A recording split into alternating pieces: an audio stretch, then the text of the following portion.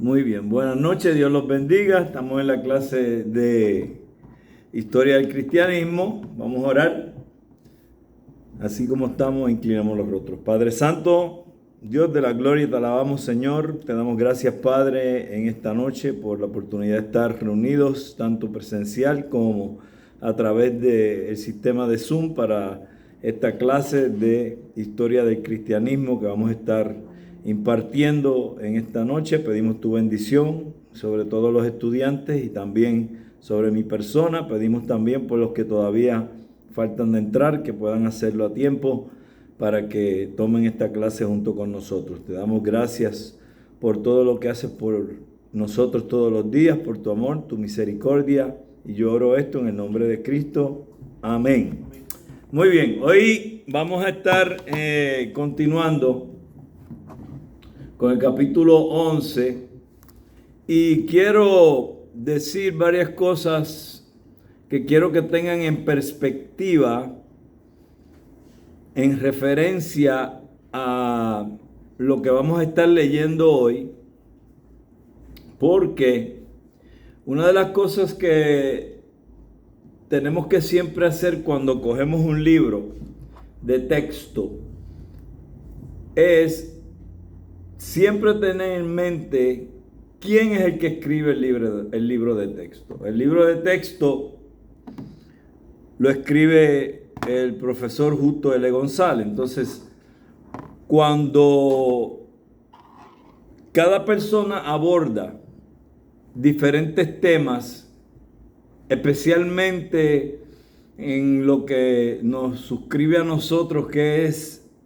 la teología, siempre, aunque no debiera ser así, pero siempre la persona que está, ya sea escribiendo ese libro de texto o, en muchos casos, el profesor que está enseñando la clase, traen unos bias, unos pensamientos preconcebidos en referencia a ciertas cosas, y en el caso de nosotros los cristianos, tiene que ver muchas veces con la manera en que nos han formado teológicamente, en nuestro crecimiento teológico, cómo ha sido esa formación y si esa formación pesa todavía grandemente en la persona cuando está tocando X o Y tema, se va a inclinar a esos conceptos y preceptos e ideas preconcebidas que ya ha recibido a través de los años por medio de la denominación en la cual haya estado participando. ¿Por qué tengo que decir todo esto? Porque cuando no solo va a pasar en este capítulo, sino que en otros capítulos va a pasar, y ya pasó en algunos, que lo mencioné bien levemente porque estaba esperando que llegaran las cosas pesadas para no tirar muy fuerte en esa área.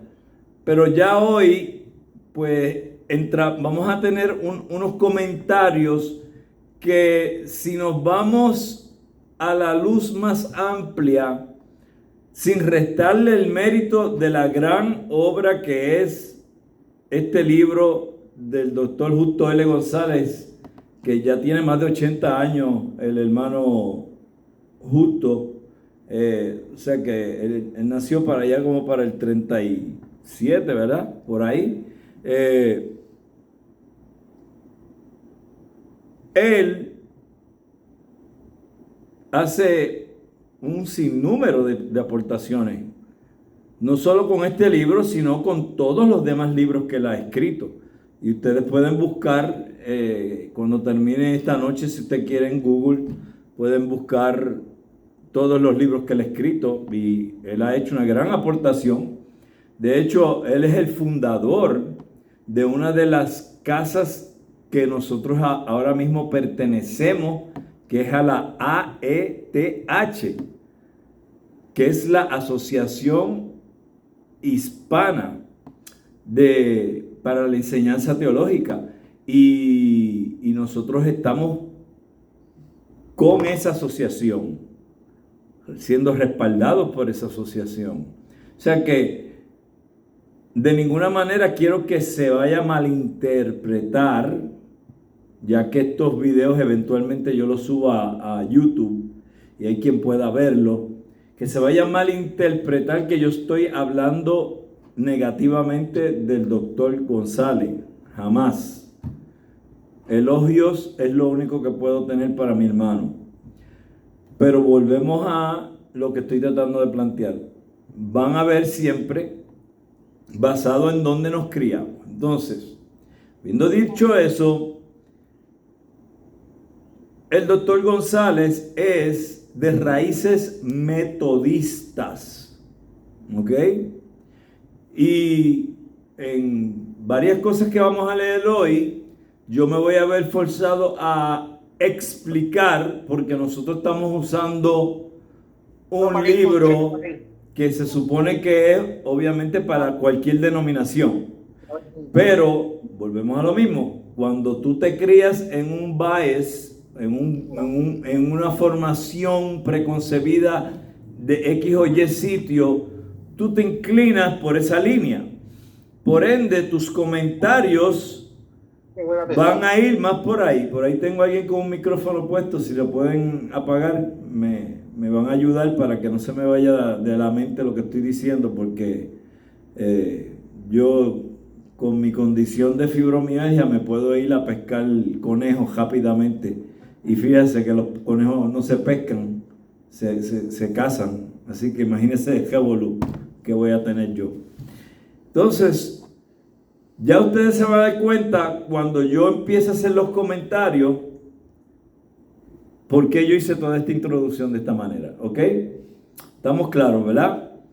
Que de ninguna manera estamos restándole al doctor, al contrario, lo único que vamos a hacer es que vamos a hacer una aclaración de lo que el libro él propone y dice versus lo que nosotros entendemos que es la realidad. ¿Ok?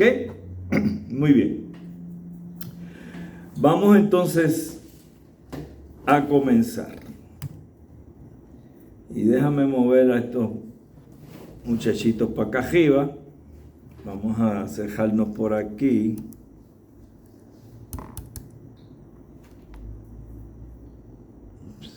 Si la computadora me deja y se porta bien, porque no se está portando bien. Ok, y así los puedo mover para acá, es la cosa.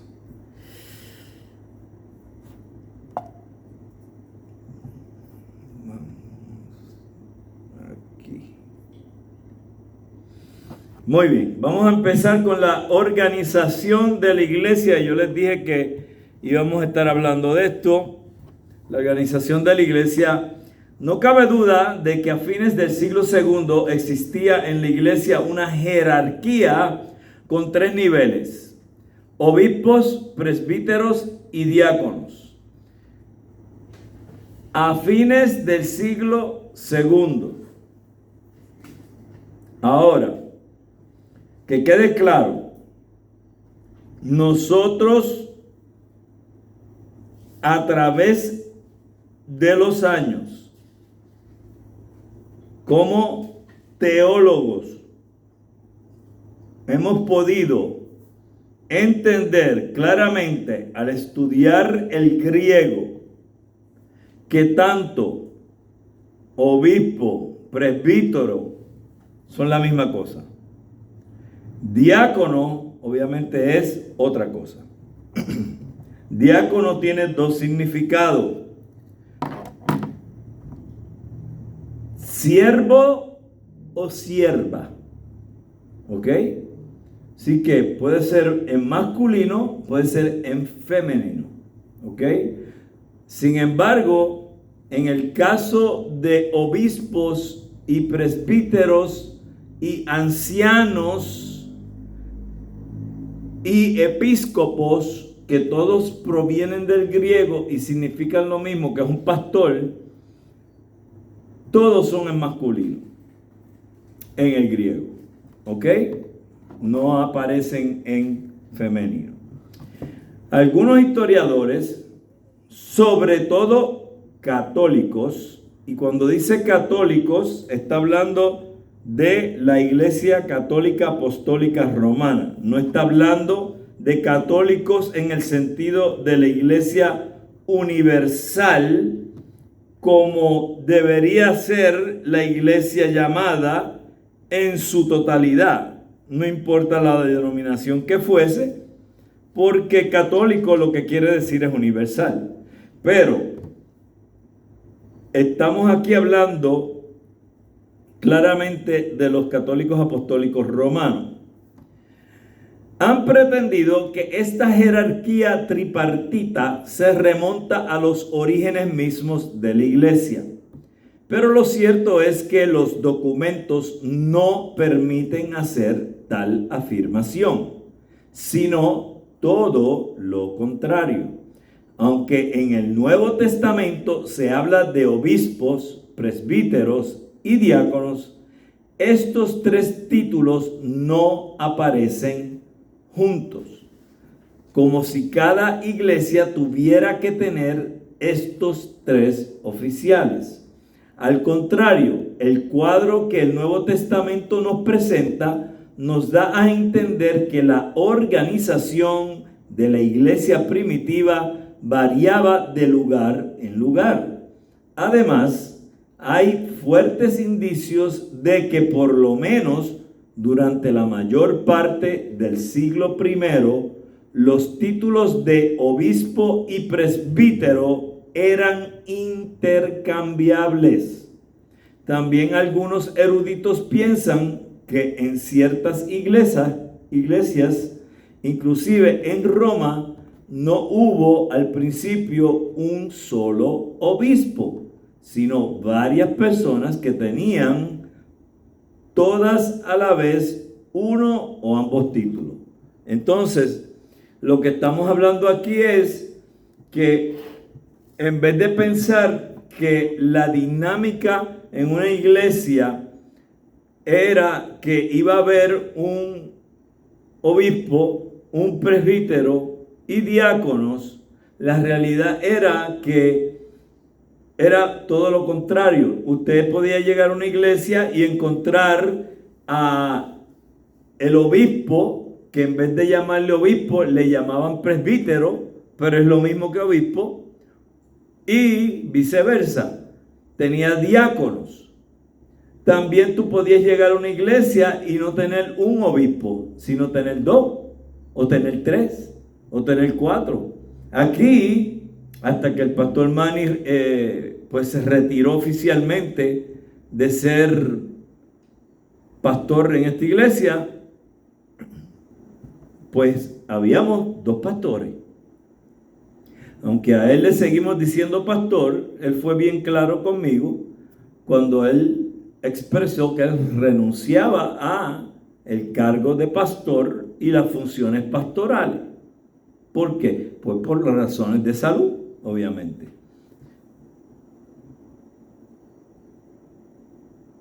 Si Dios lo permite y se levanta otro pastor, pues vamos a ver dos. Y si se levantase un tercero, pues habríamos tres. Nada prohíbe eso. De hecho, si la iglesia crece a un nivel sustancial, es lo más prudente tener más de un pastor para poder atender a la congregación de mejor forma. Igual que los diáconos es igual. Un diácono no es suficiente si tú tienes una congregación grande.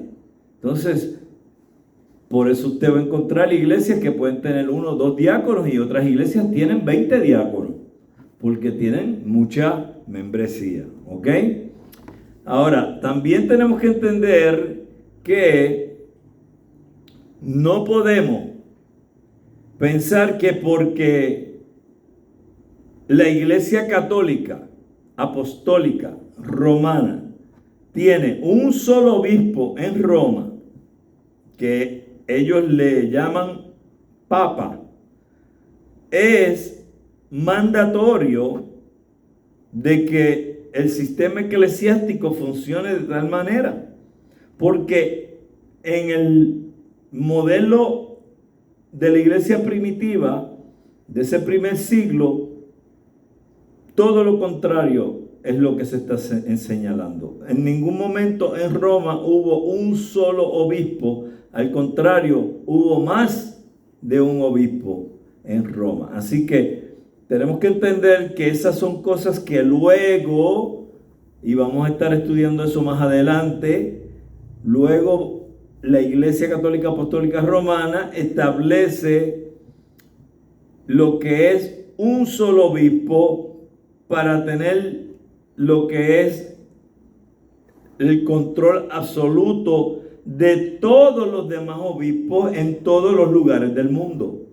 Y ese es el obispo de Roma. Ahora, vamos a ver cuando entremos en la segunda parte de historia del cristianismo, cómo hubo un momento donde no tan solo no hubo uno, sino que hubo dos, hubo inclusive gran discusión entre los que estaban ejerciendo el cargo de obispos en Roma, y llegaron a hacer cosas tales como, después que uno de ellos muere, desenterrarlo, vestirlo con ropas papales, hacerle un juicio, encontrarlo culpable y volverlo a enterrar. ¿Ok? O sea, esa es una de las poquitas que vamos a ir aprendiendo que sucedieron en la historia, que uno oye esas cosas y dice, eso es como de loco. Pues sí, esas cosas sucedieron y vamos a entrar en esas cosas así, que son bastante interesantes y no todo el mundo las conoce. ¿Ok? ¿Están conmigo? ¿Me están entendiendo de lo que estamos hablando? ¿Sí? Sí, Yes, sir. Ok, como hemos dicho anteriormente, el énfasis en la autoridad de los obispos y en la sucesión apostólica surgió durante el siglo II, como un modo de responder al reto de las herejías. Si se acuerdan, hablamos de esto, que una de las razones que se estaba haciendo énfasis en que los discípulos de los apóstoles, que se les consideraban a ellos los padres de la iglesia, esos primeros discípulos de los apóstoles y de los discípulos de Cristo principales, eran los padres de la iglesia.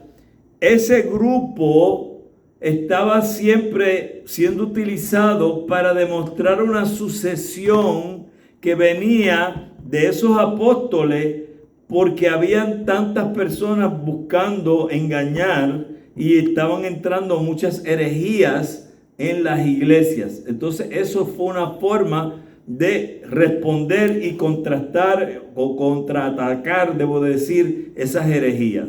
Mientras la mayor parte de los cristianos venía de un trasfondo judío, el peligro de las herejías fue menor, pero según fue aumentando el número de gentiles entre los cristianos, fue aumentando también la multiplicidad de doctrinas y se fue haciendo necesaria la centralización de la autoridad.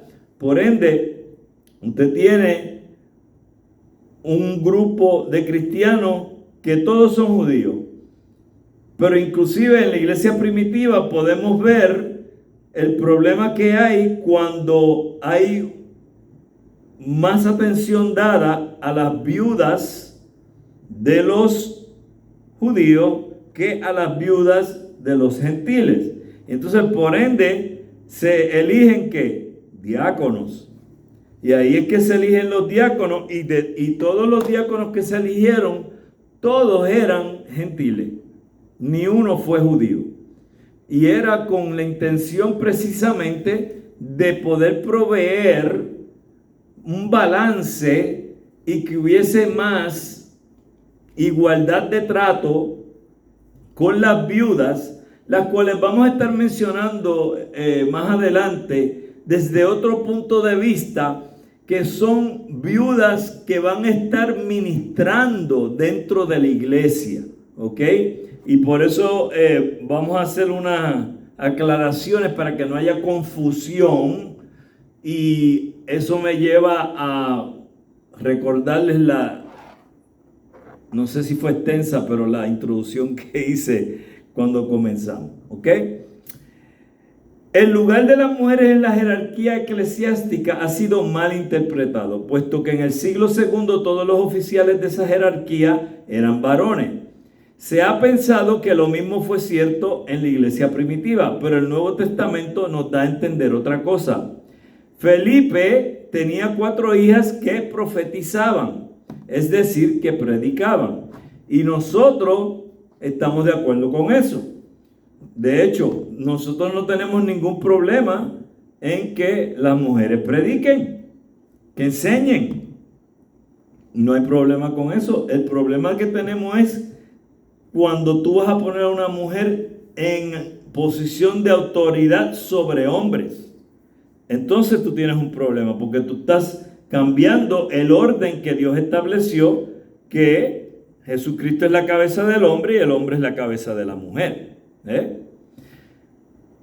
Febe tenía el rango de diácono en Cencrea, y aquí tenemos que hacer una aclaración. Dentro del movimiento metodista, ellos interpretan que Febe ejercía un cargo de diácono cuando la gran mayoría del cristianismo y de los eruditos cristianos están claros en que Febe era una sierva, pero no había sido ordenada al diaconado, y ninguna mujer encontramos aparte de ella que sea mencionada como diácono. Y mira que hay lugares para poder haberlo hecho. Desde el principio pudieron haber establecido los primeros diáconos mitad hombres y mitad mujeres, pero no fue así. ¿Por qué? Porque volvemos a lo mismo. Tú no puedes tener personas en cargos que van a estar cambiando el orden que Dios establece. Entonces, ahí es que tenemos un problema. Por ende, ¿qué yo tengo que hacer con esta información? Yo tengo que cogerla y ponerla en la balanza y mirar. Cuando yo veo la mayoría de la enseñanza que tiene que ver con mujeres en el diaconado, ¿qué me enseña la Biblia? Cuando yo veo la enseñanza de mujeres en el pastorado, ¿qué me enseña la Biblia? Entonces, tú llegas a la conclusión que en este caso definitivamente no aplica de que había mujeres diáconos. Lo que sí nosotros hemos podido interpretar de esta situación con Febe, que es no la norma, sino que es la excepción, es que se ha hecho una mala traducción. Y cuando se mueve del griego a los idiomas que son de los vernáculos modernos, en el sistema de todas las diferentes versiones bíblicas que hay y países e idiomas que hay, se debió haber en aquel momento puesto sierva, no diaconisa. Eso fue el error. Porque si fuera la norma, usted hubiera encontrado, como hemos mencionado, obispos en el montón de otros lugares y diáconos, inclusive siendo el primer mártir Esteban, que muere apedreado, un diácono, pero tú no encuentras más ninguna otra mujer mencionada. ¿Están conmigo? ¿Ok?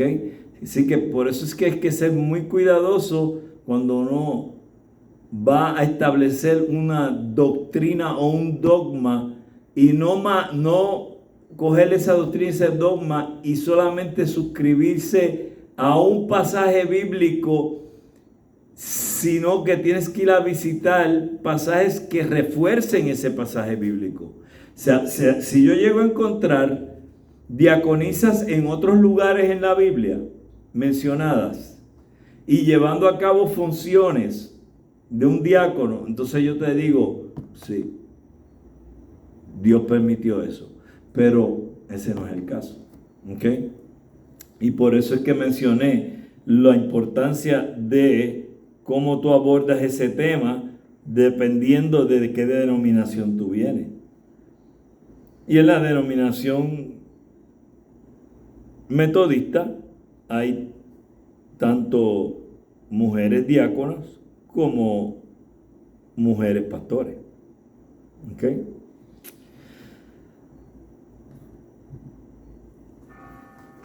Y ahí está, sonó otra vez el gelo, siempre suena, oye. Lo que ha sucedido es que durante el siglo II, en sus esfuerzos por evitar toda doctrina falsa, la iglesia centralizó su autoridad y las mujeres quedaron excluidas del ministerio de la predicación.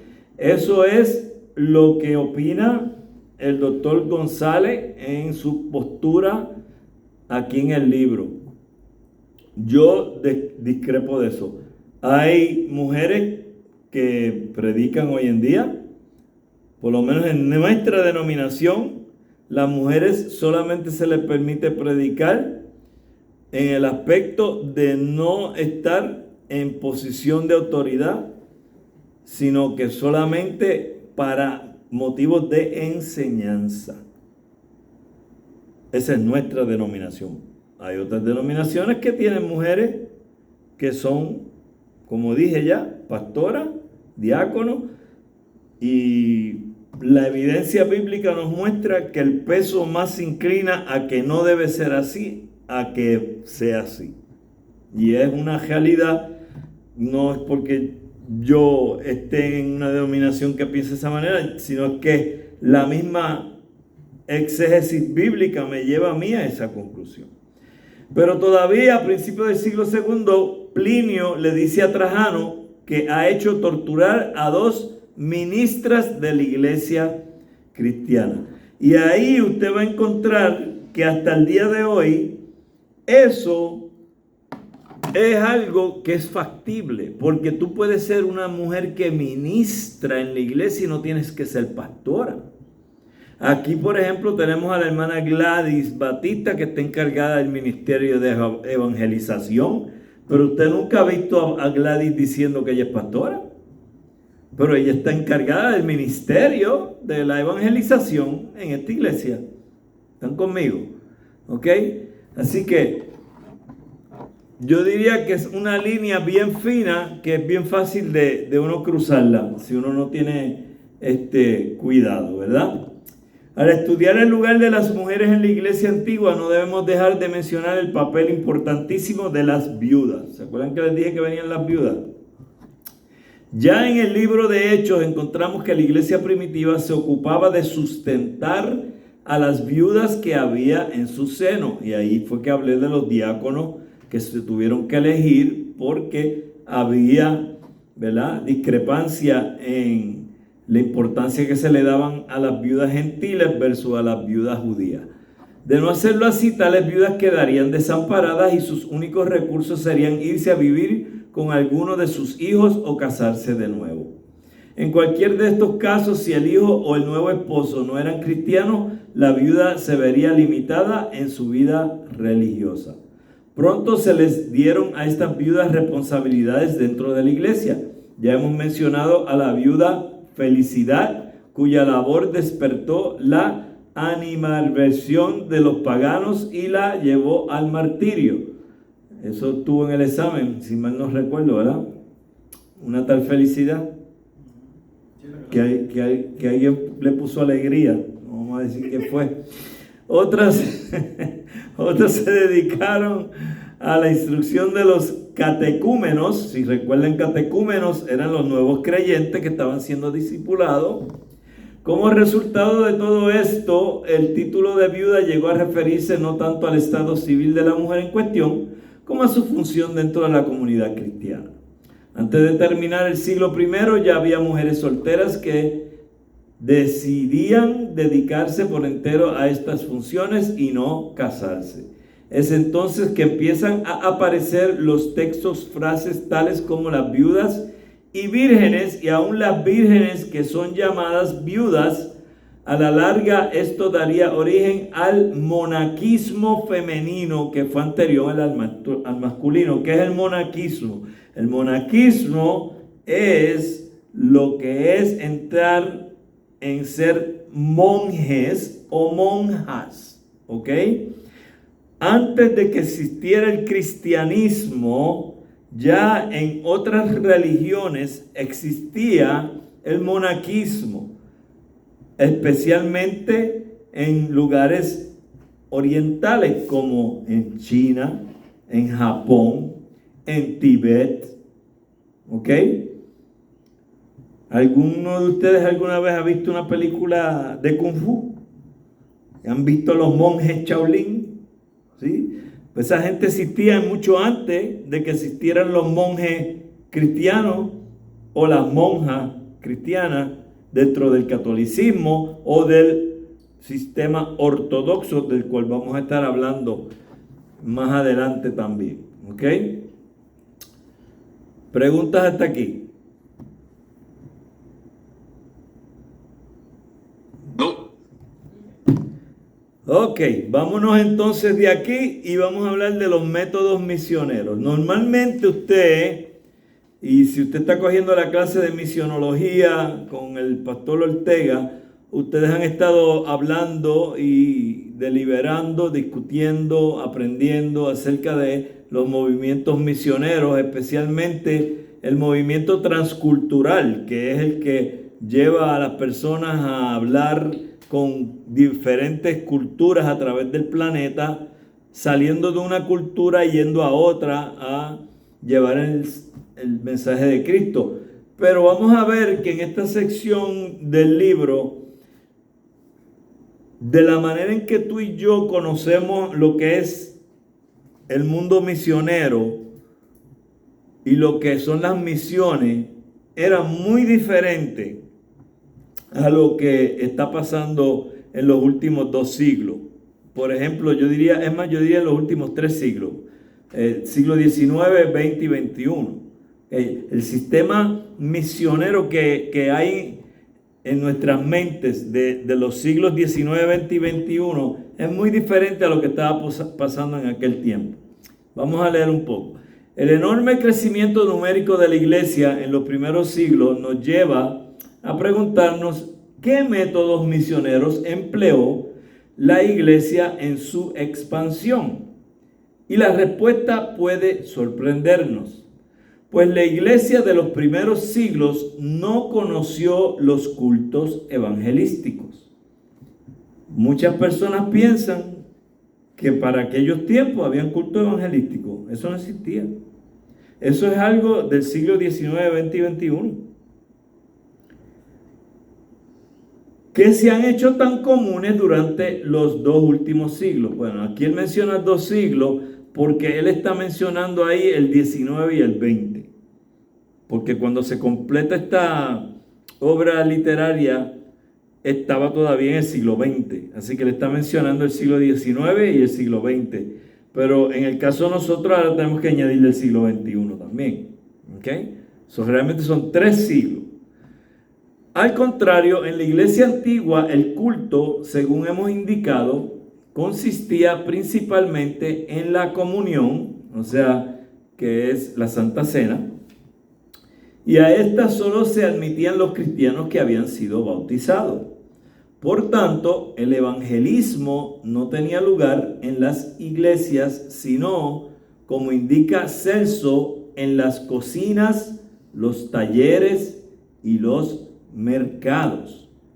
Algunos maestros famosos, tales como Justino, ese sería Justino mártir, y Orígenes, sostenían disputas en sus escuelas y ganaban así algunos conversos entre los intelectuales. Cuando habla de disputas, lo que está hablando es formas de debate, ¿verdad?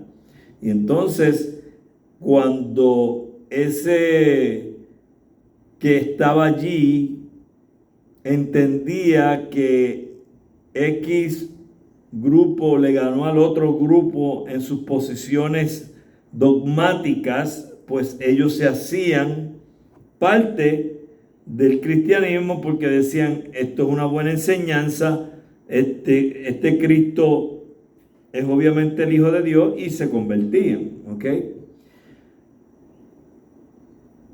Y ganaban algunos conversos entre los intelectuales, pero el hecho es que en la mayoría de los casos fueron cristianos anónimos quienes mediante su testimonio abrieron el camino a la conversión de otras personas. Así que no habían cultos especiales, no habían cultos evangelísticos, campañas evangelísticas, nada de eso existía. Era realmente más bien la capacidad de tú con tu vida demostrar ese testimonio, dando ese testimonio y hablando de lo que Cristo había hecho por ti en forma personal, que básicamente entiendo yo que aún hoy en día, en el siglo XXI, es la mejor forma de llevar a alguien a convertirse, porque muchos piensan que para alguien convertirse tiene que llevarla o al templo, a la iglesia, o ir al pastor predicar, o al predicador que sea que esté predicando, o tiene que ir a una campaña, o etcétera, etcétera. Yo pienso que si tú le puedes hablar a alguien, y más si le hablas y tu vida demuestra lo que estás hablando, es más efectivo aún que cualquier campaña evangelística pueda hacerlo.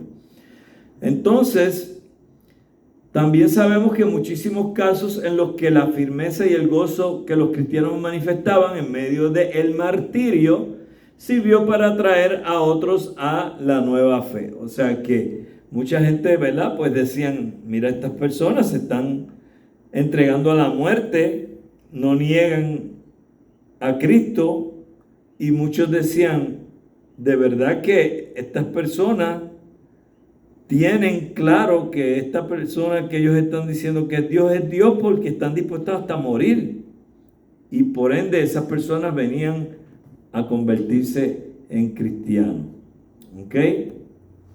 Y al menos en el caso de Gregorio Taumaturgo, es decir, el hacedor de maravillas, buena parte de las conversiones se debió a los milagros de los cristianos. Ok.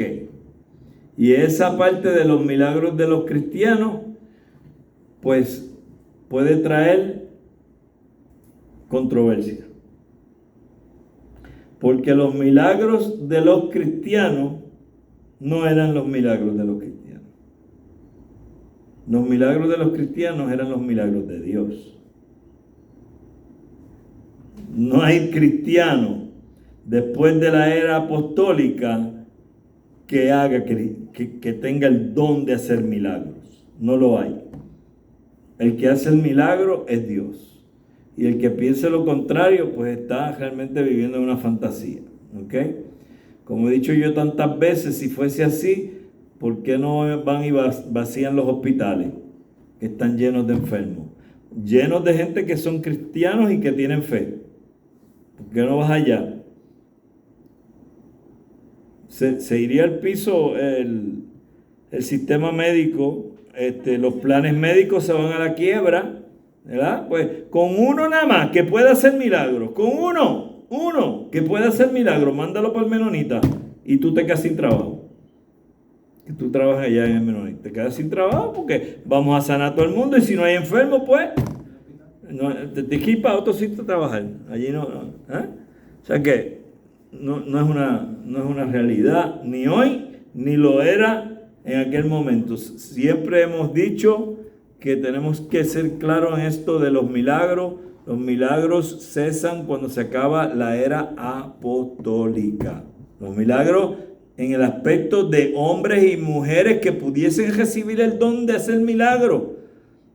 Que hasta donde yo sé, los únicos que tenían ese don de hacer milagros fueron los que Dios les dio el don en el tiempo de la era apostólica, porque ni siquiera los padres de la iglesia, ninguno de ellos reclama ni ser apóstol, ni ser profeta, y mucho menos ninguno de ellos reclamó el haber hecho milagros. Y eran los padres de la iglesia, los que estaban debajo de los apóstoles. ¿Ok? Así que si ellos no lo hicieron, ¿en qué cabeza cabe que nosotros lo vamos a hacer? ¿Okay? Muy bien, vamos a hablar entonces de este señor taumaturgo de Gregorio. Era natural del Ponto y se había convertido a través del testimonio erudito de Orígenes. Pero cuando Gregorio regresó al Ponto, y si mi memoria no me falla, el Ponto queda en Panfilia, pero tengo que revisar eso, y llegó a ser obispo de Neocesarea, su gran éxito evangelístico se debió no a sus argumentos teológicos, sino a los milagros que hacía. ¿Están oyendo eso? Estos milagros consistían especialmente en las curaciones de enfermos, pero también se nos dice que Gregorio llegó a gobernar el cauce de un río desbordado. Aquí ya yo tengo una bombilla roja haciendo seña como que aquí hay algo que no me cuadra. Aquí hay algo que no cae. ¿Ok? Aquí hay algo que me está diciendo esto no es normal. Y que los apóstoles y la Virgen, mediante visiones, dirigían su obra misionera. Todo esto que está diciendo el hermano Justo, que está escrito, para mí es todo una hipérbole. ¿Ok? Porque volvemos a lo mismo. Primero, ningún hombre después de la era apostólica recibió o tiene el don de hacer milagros. Hoy en día hay un chojo de charlatanes por ahí diciendo que hacen curaciones y hacen milagros. Eso es lo que son para mí, un chojo de charlatanes. Segundo, que este hombre llega a gobernar el cauce de un río desbordado. O sea que él toma control sobrenatural del cauce de un río.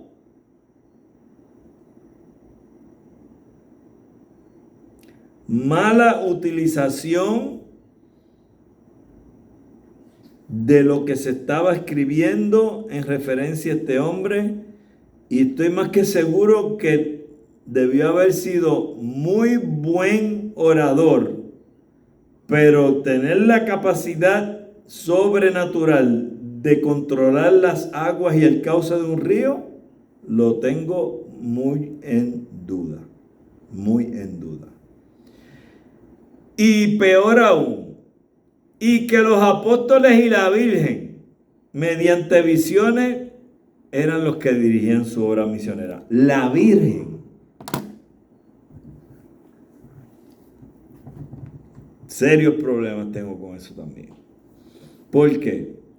Porque en ningún sitio en las Sagradas Escrituras yo encuentro que me dice a mí ni que los apóstoles ni que la Virgen se va a parecer en visiones a nadie para guiarles en cualquier gestión misionera.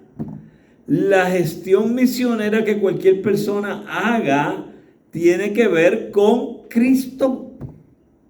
Y si yo voy a utilizar algo de las enseñanzas, tiene que ser de las enseñanzas de los apóstoles, porque María no dejó enseñanzas.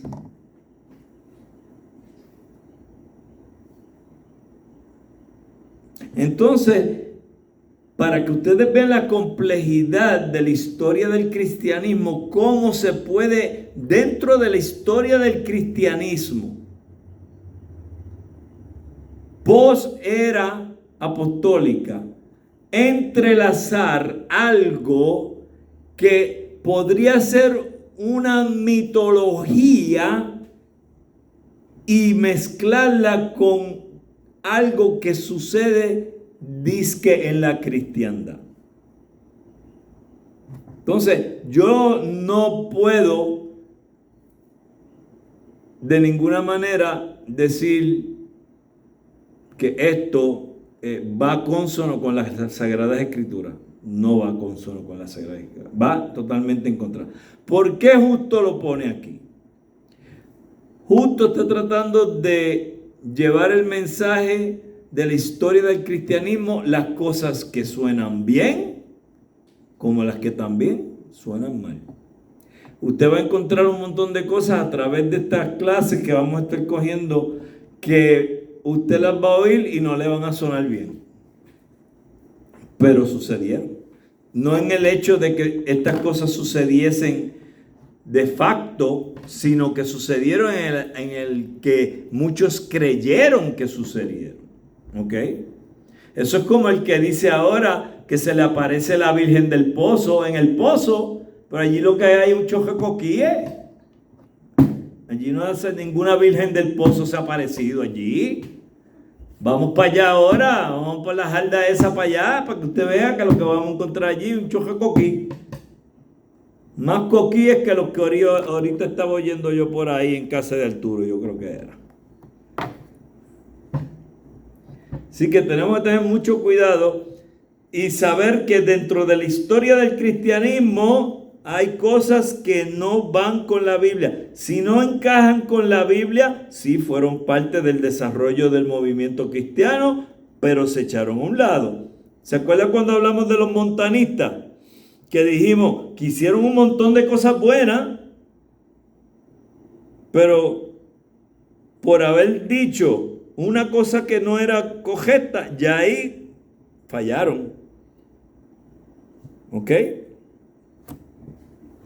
Así que tenemos que tener mucho cuidado con esto. ¿Ok? Entonces, además, Gregorio parece haber sido uno de los primeros en utilizar un método misionero que después se volvió común.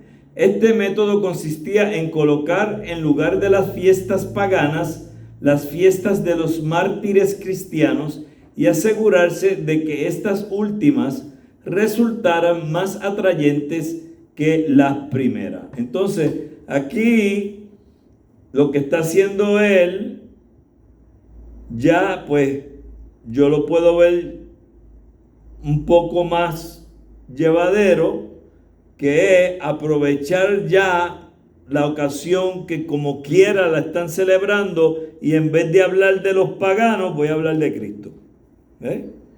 Que es básicamente un equivalente a lo que yo te hago aquí un Viernes Santo. Realmente lo que debemos estar celebrando es el Domingo de Resurrección. Pero como la cultura aquí y en la mayoría de los países latinos es celebrar Viernes Santo, ¿por qué yo no voy a celebrar Viernes Santo si puedo predicar a Cristo ese día? Y aprovecho algo que es cultural, que no es bíblico el que yo esté celebrando Viernes Santo. Porque el día que los cristianos se reunían para celebrar era el domingo de la resurrección. Y el domingo de resurrección no viene de muerte. ¿Ok? Que de hecho, no es parte de esta clase, pero en otras clases que en un futuro usted va a coger, usted va a aprender que Cristo tampoco murió viernes. Porque si usted hace los cálculos, no son 3 días y 3 noches, pero eso en otra clase. ¿Ok?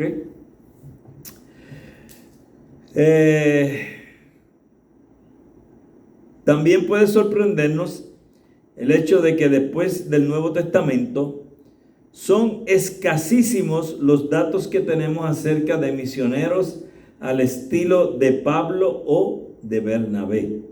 Al parecer, la enorme difusión geográfica del cristianismo no se debió tanto a la labor de misioneros profesionales como a que eran muchos los cristianos que viajaban por diversas zonas y que iban llevando su fe de un lugar a otro. Entonces, realmente no eran misioneros como vemos en el primer siglo, sino que a través de los siglos se fue acrecentando el cristianismo por el movimiento de cristianos mudándose de un lugar a otro. Y cuando llegaban a otro lugar, pues obviamente su fe iba con ellos y ellos hablaban a esas nuevas personas que conocían en esos lugares del cristianismo y el cristianismo fue creciendo, ¿ok? No porque tenían misioneros siendo enviados como debería ser. Así que dentro de la historia del cristianismo, el mismo cristianismo viola la enseñanza neotestamentaria de que las iglesias enviaran misioneros. Si vemos en el libro de los Hechos algo claro, es que el Espíritu Santo llama a la persona, pero quien los envía es la iglesia. Y si vamos allá, nos damos cuenta de eso en el libro de los Hechos.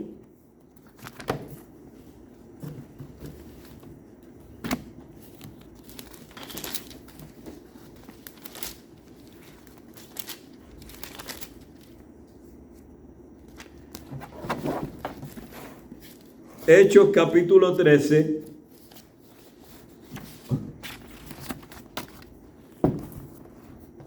Verso 1. Entonces, había entonces en la iglesia que estaba en Antioquía profetas y maestros: Bernabé, Simón, el que se llamaba Niger, Lucio de Cirene, Manaén, el que se había criado junto con Herodes el tetrarca, y Saulo. Ministrando estos al Señor y ayunando, dijo el Espíritu Santo: apartadme a Bernabé y a Saulo para la obra a que los he llamado. ¿Ok? Entonces, habiendo ayunado y orado, le impusieron las manos. ¿Quién le impuso las manos? La iglesia. ¿Y qué hicieron? Los despidieron. No que los votaron, sino que los enviaron. Es lo que quiere decir, los despidieron. Entonces, la imposición de manos es que la iglesia los ordena al ministerio de ir como misioneros. ¿Están conmigo? Ese es el modelo de la iglesia primitiva. Ese es el modelo que nuestras iglesias deben estar siguiendo hoy en día. Vamos a decir que Dios le habla a Kenneth, el Espíritu Santo le habla a Kenneth y le dice: Kenneth, te quiero como misionero, que vayas como misionero para abrir una obra en Carolina. Entonces Kenneth viene y le dice a la iglesia: el Señor me está llamando, que me prepare para que vaya yo como misionero a una obra en Carolina. Y después que la iglesia lo observa y ayuna a todo el mundo y ora a todo el mundo y ok, pues le imponemos manos a Kenneth y lo enviamos para Carolina. Así que se supone que sea. Ya en el segundo o tercer siglo, ya se estaba violando el seguir el patrón bíblico. La misma historia de la iglesia muestra que no siguieron el patrón bíblico. Entonces, ¿cómo es que se desarrolla el crecimiento cristiano? Porque las personas se estaban moviendo de un lugar a otro. Esa era la razón. No era porque estaban siguiendo lo que la Biblia nos enseña que sucedió con los primeros misioneros que se establecieron. ¿Ok?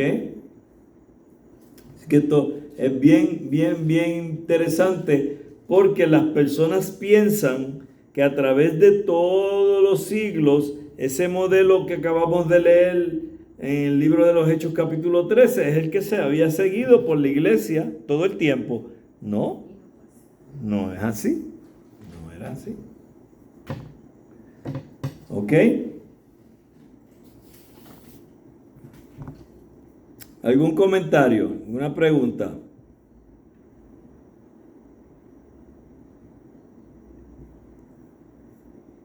¿Alguien tiene hambre? Sí, sí. Ok, Reinaldo va a pedir la pizza. Ya no, ya yo comí. No, pues, yo no dije Arturo, yo dije Reinaldo.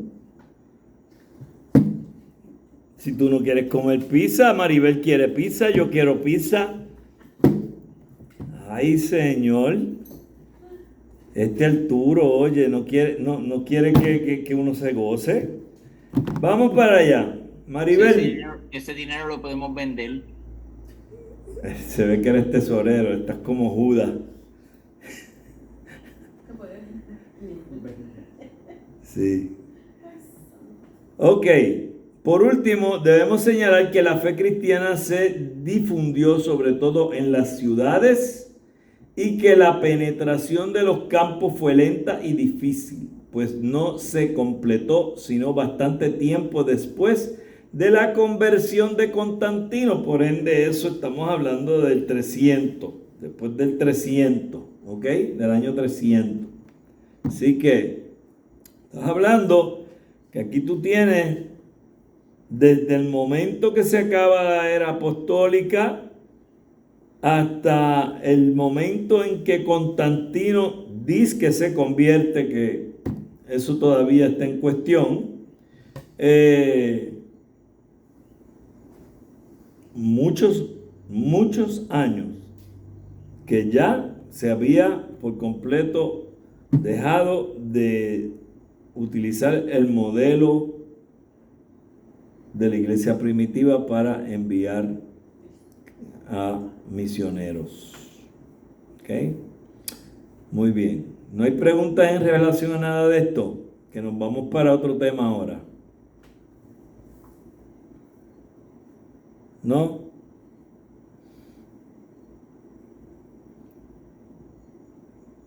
Ok. Vamos a hablar entonces de los orígenes del arte cristiano. ¿Ok? Si cierto es que cuando las personas piensan en arte cristiano, lo primero que nos viene a la mente es el tiempo del Renacimiento para la Edad Media. Ya antes que eso sucediese, ya habían un movimiento de lo que es el comenzar del arte cristiano. Puesto que al principio los cristianos se reunían en casas particulares, es de suponerse que no había en ellas decoraciones especiales relativas a la fe, puesto que al principio los cristianos se reunían en casas particulares. Es de suponerse que no había en ellas decoraciones especiales relativas a la fe cristiana, pero tan pronto como los cristianos empezaron a tener sus propios cementerios, las catacumbas e iglesias como la de Dura Europo, comenzó a desarrollarse el arte cristiano. Este arte se encuentra en los frescos de las catacumbas e iglesias y en los sarcófagos que algunos de los cristianos más pudientes se hacían labrar. Entonces, las imágenes que usted va a encontrar de arte cristiano no eran para adoración de imagen, sino que eran un arte para tener en la mente algo que pudiese ser representativo de su fe.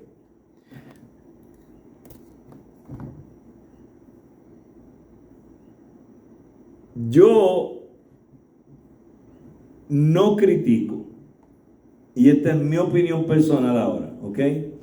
Yo no critico que usted tenga un cuadro de la Última Cena en su casa, de que ninguno de esos que están ahí que pintó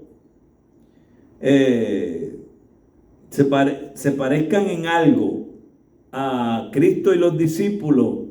Es bien probable que no se parecían en nada, porque eso fue la imaginación de alguien que pintó eso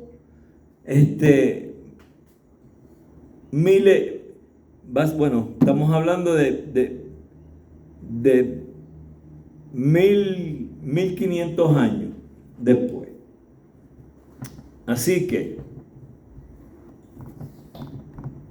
¿qué es el problema con tener arte cristiano? Que usted se ponga a adorarlo, que usted lo convierta en un ídolo.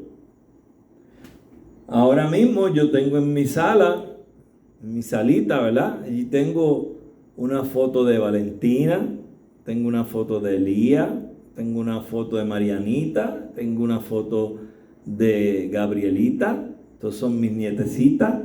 Y yo todas las noches cuando paso por allí les paso y como si no estuvieran ahí.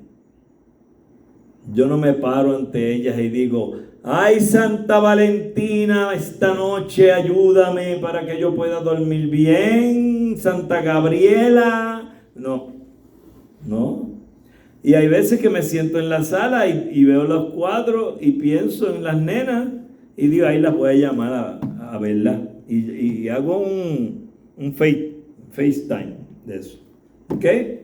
Entonces, ¿por qué digo esto? Porque las personas exageran a veces esto del arte cristiano y quieren culpar a todo el mundo que tenga un cuadro en la casa de que ya tiene un santo allí y lo está adorando al santo. Tengamos cuidado, porque usted tiene cuadros de Raimundo y todo el mundo allí en su casa y no por eso usted los está adorando. ¿Ok? Entonces, lo que tenemos que tener claro aquí es cuál es la idea detrás del cuadro. ¿Cuál es la idea detrás de la estatua? Ahora mismo allá en el pueblo, cuando usted va para el área donde está la rotonda, la segunda rotonda, donde está el monumento al veterano. Yo no voy allí a esa estatua que está allí de aquel veterano a orarle al veterano aquel que me ayude. Y yo no veo nada malo que haya esa estatua. Nada malo. El problema es si tú tienes estatuas y estás haciendo ídolos de esas estatuas. Por ejemplo, usted se puede ir ahora mismo a Roma y usted va a encontrar estatuas de cuanto santo ha habido y por haber ahí. ¿Cuál es el problema? ¿La estatua? No. Porque el Señor dice, no te hagas imagen de nada que esté en los cielos, ni en la tierra, ni debajo de la tierra, ni te inclines ante ella, ni te postres, ni la adores, porque yo soy Jehová tu Dios, celoso, que castigo de la tercera a la cuarta generación a los que me aborrecen. Entonces, él que está diciendo, no te inclines ante ellas, ni te postres, ni las adores. No es el problema que te la haga, es que la adore. Y ahí es que está el problema.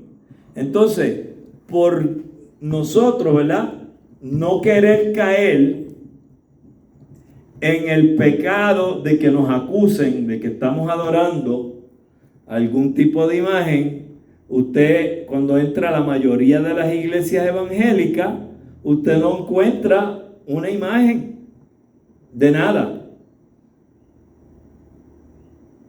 Tenemos una cruz allí, pelá, más nada. ¿Sería pecado tener algún cuadro de arte cristiano ahí? No, no lo sería. Pero como estamos tan a la defensiva, porque tantos hicieron imágenes para adorarla, que ahora nosotros pues no nos atrevemos a poner nada por miedo a que nos acusen de lo mismo. Cuando usted va a las iglesias ortodoxas, usted no encuentra ni una sola estatua. Ni una. Ellos no creen en estatuas. Pero hay cuadros de todos los santos habidos y por haber. Porque ellos sí creen en cuadros. ¿Cuál es el problema? Si no los adoran, ninguno. Pero si están adorando esos cuadros, pues es un problema. ¿Están conmigo? Entonces, aquí tenemos que inclusive en los sarcófagos, o sea que donde eran enterrados los cristianos, también los más pudientes pues tallaban arte cristiano. Y obviamente en museos hay sarcófagos que se han recuperado en movimientos arqueológicos y están allí como muestra de ese arte cristiano que se estaba haciendo para aquel tiempo. ¿Okay? El otro punto que es muy válido también es que la mayoría de los cementerios comenzaron a hacerse detrás de las iglesias. Entonces, donde quiera que había una iglesia, hablando de iglesia en el sentido del edificio, cuando sabemos que la iglesia somos nosotros los creyentes, pero por el argumento de utilizar la palabra que ya pues por motivo cultural es la que se usa, pues detrás de las iglesias había un cementerio y morían los hermanos de esa iglesia y allí detrás los enterraban. Aquí pasó de la plaza. Sí, no, claro. Y la mayoría de las iglesias, estamos hablando aquí previo al catolicismo. Ya antes del catolicismo existir, todos estos movimientos cristianos estaban ya con cementerios y los hermanos que morían se enterraban en esos cementerios.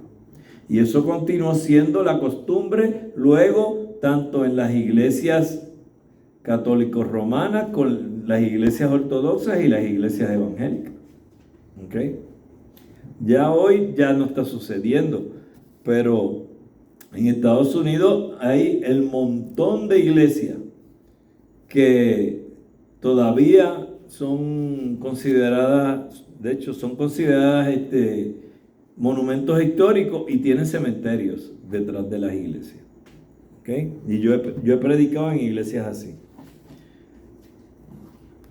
¿Okay?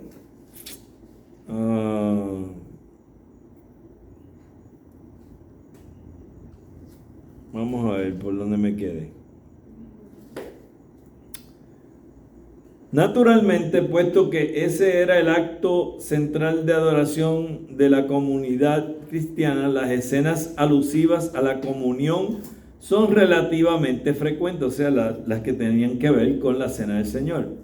En algunos casos, esas escenas consisten en un cuadro que representa la comunión misma o la cena del Señor en el aposento alto, ¿verdad? Cuando se reunió con los discípulos. En otros casos se trata sencillamente de un cesto con panes y peces. Algo tan sencillo como un dibujo de una canasta con panes y peces. De hecho, el símbolo del pez es uno de los símbolos cristianos más viejos que hay, de arte cristiano que existe. ¿Okay? Encontrada en las catacumbas, encontrada tanto también en iglesias y en los féretros de los que morían. ¿Okay? Mira, hablando de eso, la presencia del pez en estos cuadros y en otros contextos se debe a que el pez fue uno de los primeros símbolos cristianos. Wow. Y yo que me quejo que mi memoria está mala, no está tan mala, ¿eh? Esto se debía a que la palabra pez en griego, ichthys, podía interpretarse como un acróstico. Ustedes saben lo que es un acróstico, ¿verdad? ¿Todos saben lo que es un acróstico? Que usted coge, por ejemplo, papá y la P, pez, A, agua. ¿Me siguen?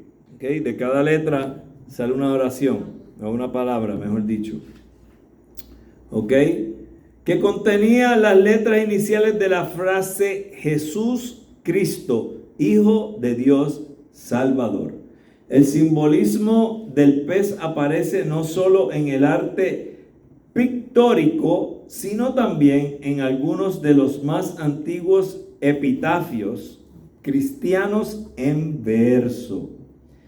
Así, por ejemplo, el epitafio de Aversio, obispo de Hierápolis, esto es en Grecia, a fines del siglo II, dice que la fe alimentó a Aversio, obispo de Hierápolis, a fines del siglo II, con un pez de agua dulce, muy grande y puro, pescado por una Virgen Inmaculada, la Virgen o la Iglesia. Y otros epitafios semejantes se refieren a la raza divina del pez celestial y a la paz del pez. ¿Ok? Otras escenas en el arte cristiano primitivo se refieren a diversos episodios bíblicos: Adán y Eva, Noé en el arca, el agua que brota de la roca en el desierto, Daniel en el foso de los leones, los 3 varones en el horno ardiente, Jesús y la samaritana, la resurrección de Lázaro, etc. En general se trata de un arte sencillo, de valor simbólico, más bien que representativo. Así, por ejemplo, Noé aparece en un arca que es apenas suficientemente grande para sostenerlo a él. O sea que es representativo. Imagínate, si lo dibujaron que solamente cabía él, pero en el arca sabemos que todos los animales estaban, más todos sus hijos, las esposas, ¿ok? Pues obvio que es representativo y simbólico.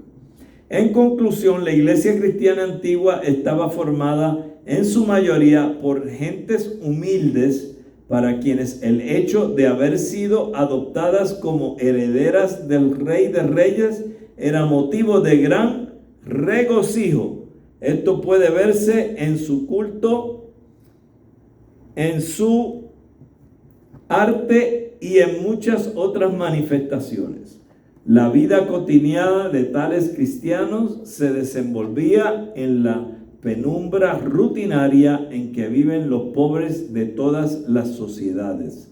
Pero aquellos cristianos vivían en la esperanza de una nueva luz que vendría a suplantar la luz injusta e idólatra de la sociedad en que vivían. Entonces, vemos que para nada en aquel momento ninguna de esas expresiones artísticas que estaban siendo vistas tanto en las iglesias, en los cementerios, en los sarcófagos o féretros, en cualquier tipo de lugar donde la iglesia se reuniese y hubiese algún arte hecho, era para adorar ese arte, era para convertirlo en un ídolo. Era ya ni sencillamente una forma de manifestar su fe. ¿Ok? Es como cuando aquí le damos escuelita bíblica a los nenes y los ponemos a hacer un dibujo. Casi siempre las historias bíblicas que más se enseñan, si vamos a hablar de Noé, pues se dibuja el arca, los animales. Pues no estamos ahora haciendo que esos niñitos estén idolatrando al arca y a los animales, ¿verdad que no? Entonces, nosotros tenemos que tener un poquito de conciencia de que a través de los siglos fue evolucionando la cosa. Y el problema es que, y no me gusta usar esa palabra, pero el problema es que cuando cada vez sigue pasando 100 años, pasaban 100 años, más se alejaban de lo que era la iglesia primitiva del siglo I y más cosas que no tenían nada que ver con lo que la iglesia primitiva hacía, era lo que se hacía. Y eso lo vamos a ir viendo a través de los demás capítulos que vamos a estar estudiando. Yo voy a parar aquí, aunque ya yo empecé a trabajar con el capítulo 12, porque el capítulo 12, con el capítulo 12 vamos a terminar básicamente lo que va a ser el movimiento de las persecuciones. Y entonces vamos a entrar después a hablar de cuando se entra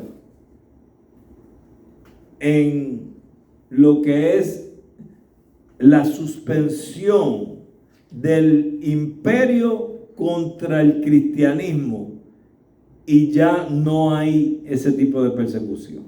¿Ok? Pero todavía nos queda un poquito más de persecución antes que lleguemos a ese momento de paz, que vamos a ver que trae paz, pero lamentablemente trae un montón de otros problemas dentro de lo que es la historia del cristianismo. Y lo que pensamos, pues, wow, qué bendición, qué bueno, trae también cosas que no son muy buenas. ¿Ok? Y ahí vamos a tocar temas un poco sensitivos, así que esperamos que podamos navegar a través de ellos sin que el bote se nos vaya de lado. ¿Ok? Pregunta, comentarios, aportaciones. Todo el mundo se quiere ir a dormir ya. Mira. Tiene cara de cansado este señor. Esa señora también. Deja ver. Fíjate, esa no se ve cansada. ¿Quién es iPhone 276? Rose. Ay, santo, si está cola aquí. Mira para allá. Tenía el abanico y estaba mareando a uno y era la que tenía el micrófono prendido. ¿Esa era? Yep. Qué bien. Mira, se está riendo y todo. Y después ponía la cámara a mirar para el techo y dando vuelta al abanico tenía uno mareado. ¿Y tú eres el chota aquí entonces? Sí, yo siempre. Estaba bañando a la nena. Ok, ahora entiendo por qué el movimiento. Gabrielita. Está bueno. Hola, bueno. ¿Quién es? Valentina. Hola. Lía. Ah, Lía. Hola, Lía.